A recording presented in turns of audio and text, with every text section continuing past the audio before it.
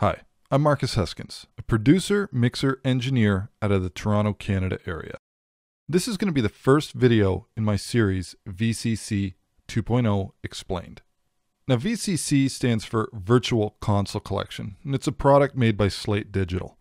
And what this plugin basically does is it emulates a bunch of different console types. So you have all the benefits of getting the characteristics of these individual consoles, including the drive, and all the non-linear characteristics that come along with those consoles. So in this first video, I just want to take a brief moment to have a look at the GUI. Now for some of you, you may have had the previous version of Virtual Console Collection.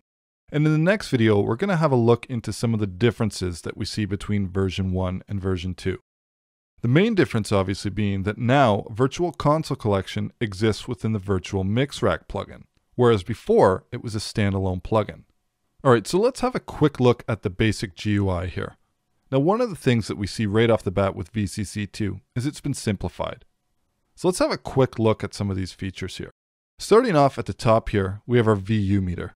And this is a representation of the output of the signal that VCC is sitting on that particular track. Next up, we've got the input. Now what this allows you to do is simply, I can drive the input on the actual circuit harder if I want. And this is adjustable from plus 18 all the way to minus 18. Next, we have the output over here. And as you'd imagine, this will act as an output trim. So if I were to drive this input pretty hard here, I could make an independent adjustment to the output here. Now another really handy feature we have here is link. And when we engage this button, what this basically allows you to do is you can drive the input stage while it also simultaneously is bringing down the output stage.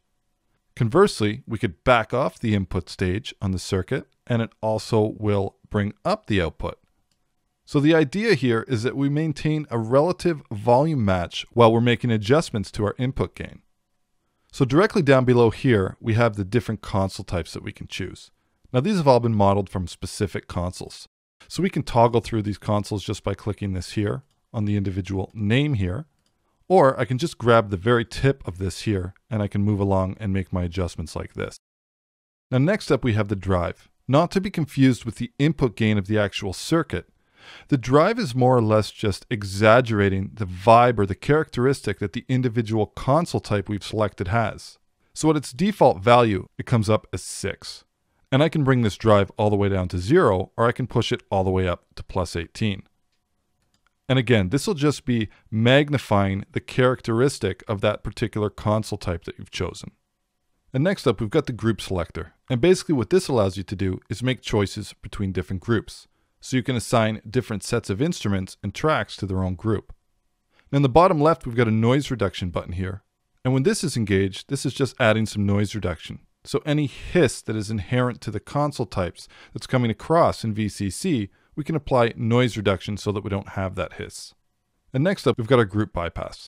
Now in the next video, we're going to be comparing VCC version 1 with version 2. So we can have a quick look at some of the different options that have either been added or removed for VCC 2.